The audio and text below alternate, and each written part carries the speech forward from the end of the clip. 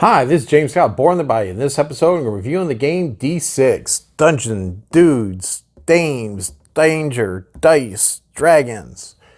It's a 1 to 4 bounty hunting chip game by Anthony Coffey and Jesse Lab.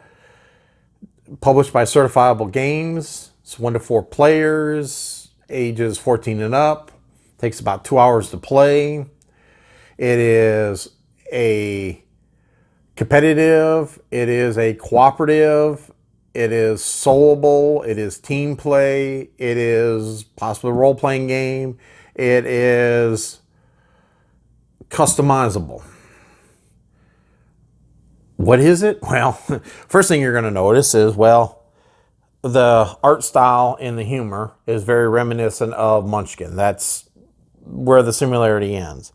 I really really enjoy the art style and the humor in this game.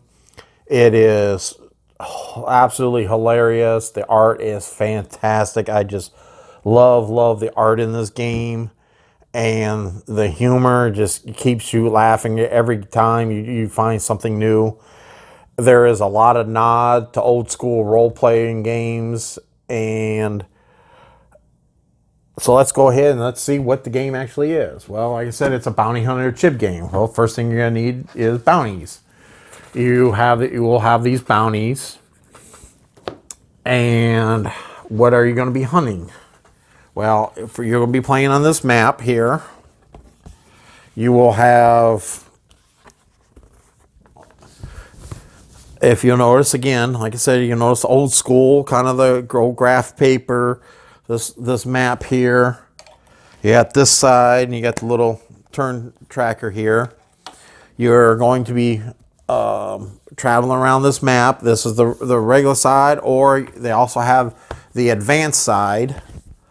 Wow. Now, don't let it kind of fool you too much. Really, these are just locations. This is the harbor. This is the thick brush. This is the wasteland. You're traveling one to the other. These little old school maps don't really have any meaning other than just for looks. You start with a village and you go to the harbor, and just as such as there's the harbor, there's the thick brush, you're traveling location to location. I enjoy this side probably that much better, while the other side has certain advantages. I just like the look and the feel and the immersion of actually on the map. I wish if they did this, would do this again, keeping with a dungeon type theme. It'd be neat if they'd done this as a dungeon, made it look like each of the locations were like a different section of a dungeon. Would have been kind of cool. But again, you'll be playing on this map, and as I showed you, you'll be bounty hunting these monsters. And what these monsters are these great little, you got this bag here, you got your monster bag, and you got your tokens, and you have your little monster on it, and it will tell you what the monster is, what type of dice he rolls, and if he gets a bonus on certain terrains.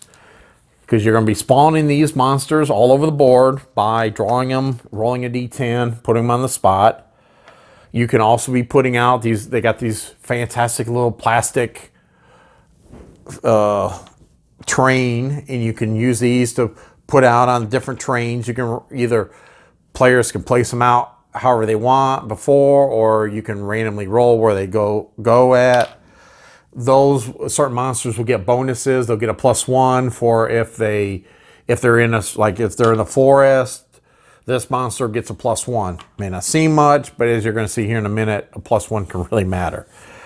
What are you going to be playing? Well, you're going to be playing one of 4 classes in the base game. In the base game, you'll get the Slayer, the Mesmerist, the Woodling, and the Explorer.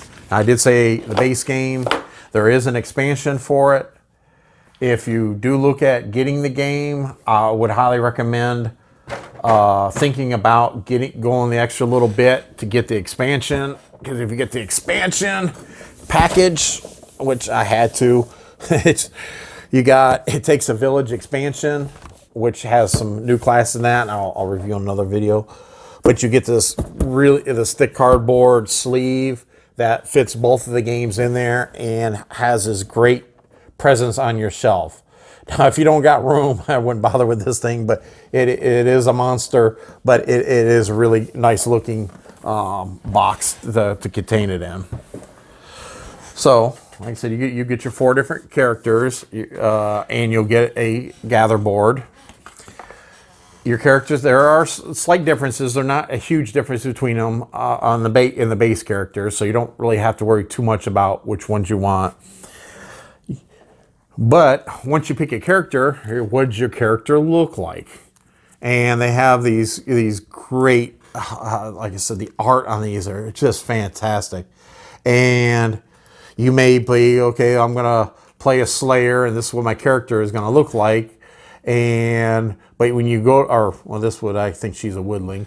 You take them and you can flip it over into your chib form, which is your little cute form that you use to hide from battle. You can go ahead and as your character. So now after you pick what your character looks like, you get to decide on the board, however you want to move around the board. You can go through, and there's a standee for each of them.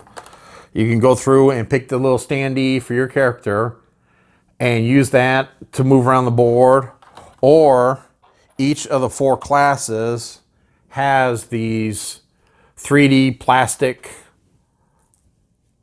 class tokens that you use to move around the board. Personally, I like these. I just like the feel of these. I do like the look of the character things, but it's just these big old tokens I do enjoy.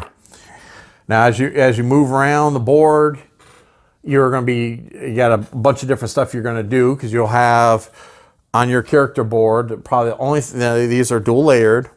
The only thing I don't like on the bottom of these boards is if you put your character card there, you cover up your little turn thing. I wish they would have maybe made these as cards to have separate, so you could have a little card to the side. I just put my character to the side. I imagine after playing it enough times, you'll have it pretty well down. You'll have your cash cube down here, which is basically a little monster that you can send against your opponents. We put a cube here to keep track of your actions per turn. You'll have these little wooden tiles. At the beginning of the game, you're going to roll to see what your stats are. Each class gets a different +1 and a different 1. These stats really matter, especially strength. Strength is your favorite because you win ties if you have a 6. But there's a magic in this game, because as soon as you get that 6, you no longer roll a die. The bottom one, like skills, excuse me, you'll get these little skill tokens, and you can use everybody has different skills. Some of them are similar, but you have different ones from each class. Everybody has three health points, so you get these little health tokens, and you'll get money. I got these little gold coins. They're aluminum. I have a feeling I'm not too fond of these, but they are better than the cardboard. See how well they hold up. That light aluminum stuff. On your gather board, you'll also have in your color, you'll have some potions, tokens, and as you gather every turn, everybody's going to gather, and you're also going to be gathering for other players. You're going to be you can possibly get potions to put down here. Potions and skills is what really can do a lot in this game. They're very important and very powerful. At the bottom here, you're going to have your skins. So as you kill those monsters, if those monsters don't fit in a certain bounty, if it's a certain type, like this one here, this water type, will go into a specialty. You get 3 specialty. You can transform a monster. You'll see why here in a second. Or you can get wild. Now, why would they go here instead of a bounty? Well, on these bounties, you'll see that in this case, you need this bounty, it needs to be a poison monster killed on North Point. You'll find that that's kind of hard to do. Now, don't worry in the first couple turns. There's not much you can do about it, but after you start getting your character more powerful, you can actually start hunting and getting and transforming and doing different stuff and also move around the board more. That it's easier to fill these bounties. So the first turn or two, don't be worried about it. But there's a whole stack of these different bounties. Now, of course, while you're trying to kill these monsters, your opponent is going to be using cards to modify the monster. So he's going to be playing cards that are going to be screwing you up and or buffing the monster up. But you have the advantage of advantage cards, and you will be able to use different weapons and abilities to buff up your character. Because normally you're going to roll a d6, hence the name d6. The general rule of thumb in the game is if you don't know what to roll, go with the name d6, roll a d6. That's just kind of what that thing. But you're going to roll different stuff. And so I may get this one here. I can play that card and I can roll a d12 for that battle. Yes, it is a strange concept. It does take a little getting used to. But weapons in this game and advantages and the disadvantages and stuff, there are one-time use. Once you use them, they're gone, and you got to get new ones. It takes a little getting used to. Well, why did I get this big magical sword? I use it one time and it's gone. It's just the way the game is, the way it is. It's one of the concepts that you will have to look at. Now, when I get to the rule book, you'll see one of my love-hate of the game. But it is part of it. So your opponent's playing cards to buff the monster. You're playing cards to buff you up. You look at your character, or you're the monster. So I'm going against this monster here. He rolls, let's say, a d6. And he gets a +1. So a d6 +1, and he gets another bonus if he's on mountains. So let's say he happens to be on mountains, so he's going to get a d6 +2. I'm rolling a d8. You take the monster dice. They got two sets of dice. They got a set of black dice and a set of blue dice. And you grab your hero dice and your monster dice, whatever each of you roll. You roll them together. Whoever has the highest number wins. There's various different ways you can modify the roll. Once you roll, what I do like about the game is once you roll, the game is not over with. You can buy cards, you can buy re-rolls, you can do this. There's a bunch of different things you can do to modify it. So, but thankfully, once you roll, your opponents are pretty much done messing with you. You just try to beat the monster. If you can beat the monster, you get it. You get 2 coins. Coins are very valuable in this game. You can have max of 10. If you cannot use that monster to fulfill a bounty, so if I got this one and I had this, it won't. You'll have like 5 or 6 bounties out depending on how you're playing, what game mode. You will, if it doesn't fill, you look at your character's board. Gather board, see if it fills. Oh, it don't. Well, this one here happens to fill this specialty, so I could put the skin here to keep track of it. Now, not only do you try to fulfill these bounties, once you fulfill the bounty, you get it, you set it off to the side. You have to make it back to the village and turn it in. And if you turn it in, you set it aside, and at the end of the game, you get glory points. Most glory points wins. Yes, I'm trying. I know it does sound a bit confusing. It's really actually pretty simple. Race out there, kill as many monsters as you can, race back to turn them in, and race back out to kill more, and it's running back and forth. Meanwhile, buying cards to mess with other players or to buff yourself or both.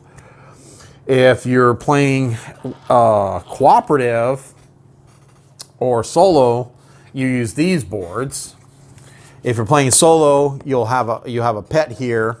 The pet will help you out, and you're going to have a certain amount of turns.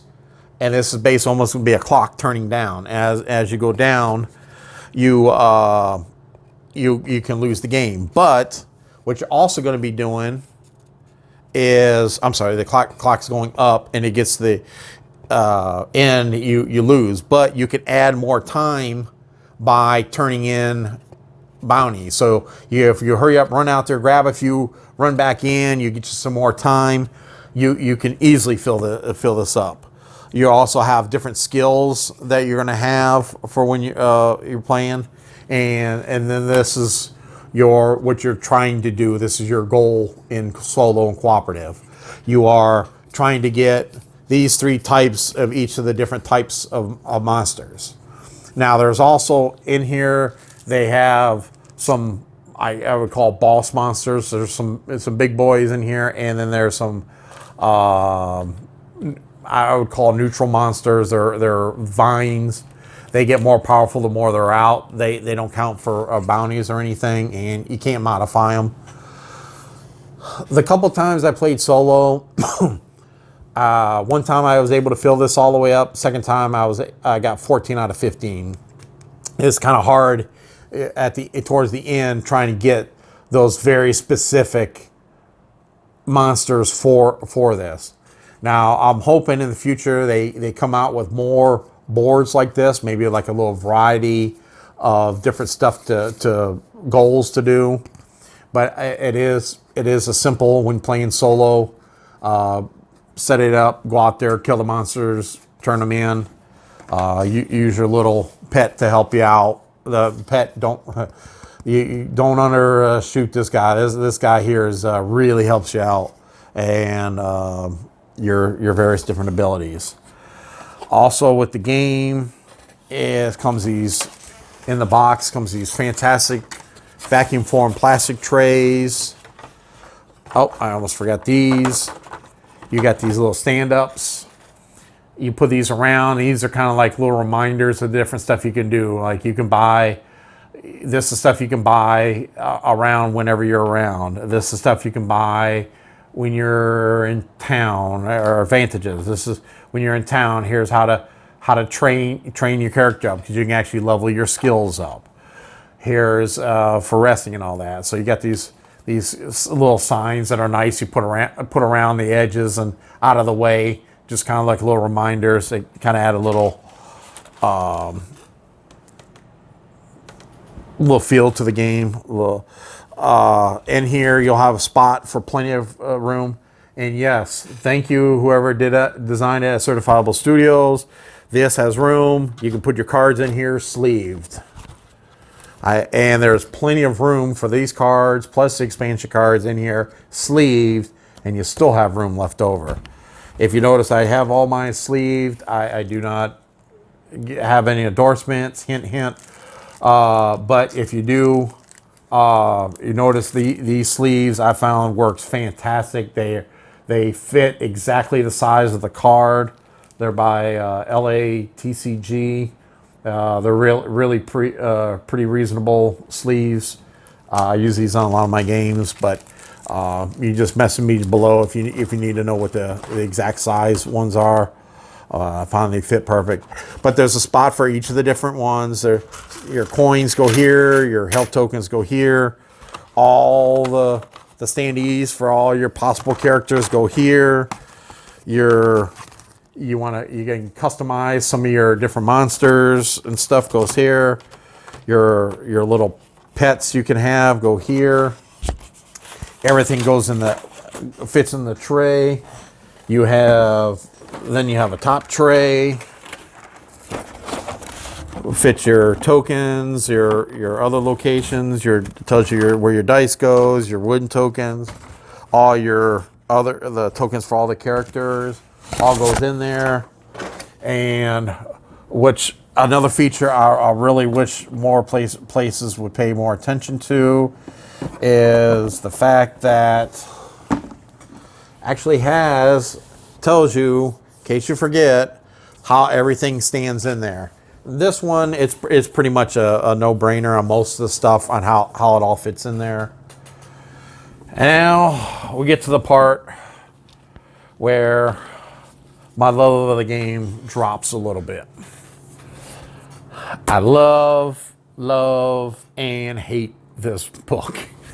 This is a fantastic book, but the rules section is leaves a bit to be desired. I'll be kind, is because I love the game so much I don't want to turn people off from the game. But let's go ahead and look at this player's manual, which normally you just kind of flip through. But this is a 180-page hardcover book. But I mean, come on, this is old school D&D. You just gotta love it. The artwork and the writing is top notch. I mean, these guys are fantastic. You have your GM events, which I didn't mention, but as you play in the game, in between turns, you have a GM event and you're going to roll. There are 100 different GM events. So you're going to roll and see what happens. And they have these great little stories and various different stuff happens. And they're great. They're fun. There's 100 of them, but I use 99 of them because there's one of them in there I absolutely refuse to have in my game, and it is a everybody loses button. It is you roll that number and everybody loses. I'm not going to spoil it for if you want to have it in your game, but I absolutely can't stand where you just roll this one number and all right, game over, everybody loses. You're playing. You got 2 hours into a game. I've had one of these games last almost 3 hours, and if that would be rolled in one of the last turns, we'd be flipping some tables. But so they go on and on and on. It's 60 some odd pages just on GM events, and like I said, those happen in between. And then there's charts to go with the GM events because some of the GM events have like little sub events. Then you go ahead and, like I said, this game is designed to be, come on, make your own.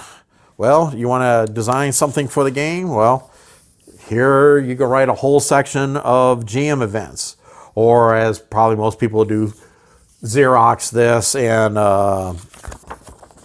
print it up and write it up without mark up their beautiful book. You want to create a monster. Here's some monster tokens you can add in and put different abilities in there. You want to do like it as a role-playing game. Here's some old school role-playing sheets.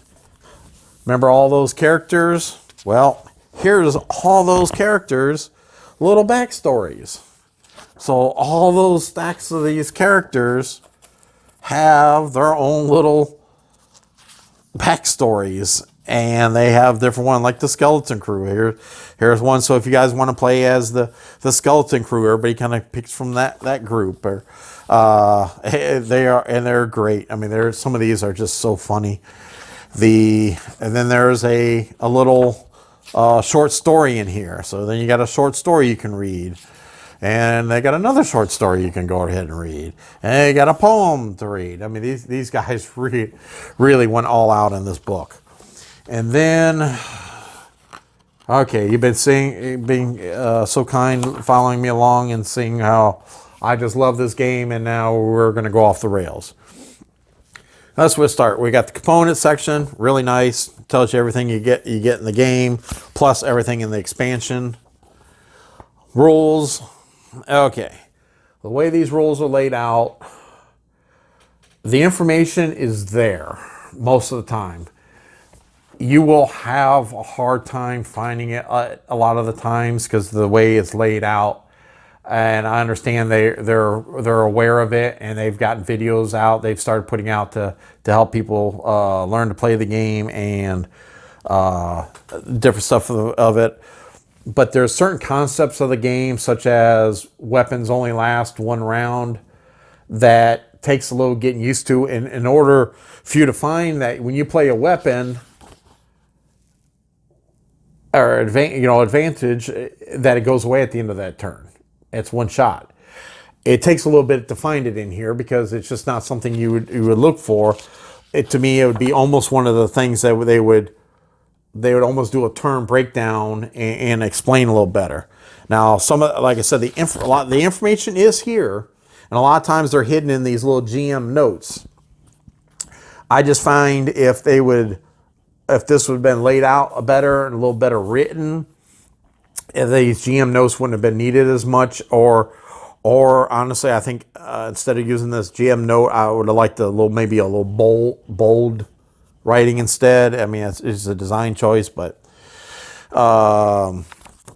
like I said, but if you read through it again, you will find the information.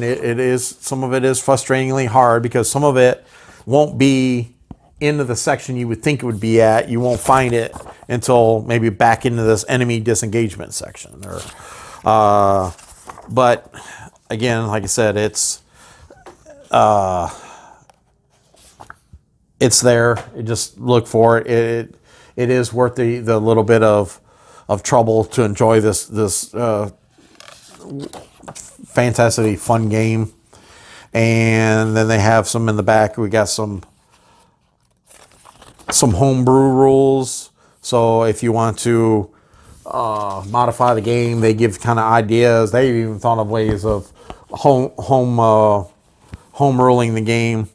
And then a little quick start guide. The very, very last thing in the whole book is the quick start guide. Like I said, I love the game. That is probably, I would probably say, is the competitive, I think, is my favorite part of the game. Followed closely probably by solo, and then cooperative. I haven't played the team player one, but I think I would really like is if they would come out, did what they did in, I didn't mention in team play. In team play, you have alliance cards. And you'll be using these alliance cards for in the team play. I wish they would do this in cooperative. This is a great idea. I love having these cards to help out your teammates and mess with the monsters and that. But I think that maybe next time or hopefully in the future they may do some type of expansion where they do some type of cards for cooperative play, because I really enjoy it as a solo game and a competitive game.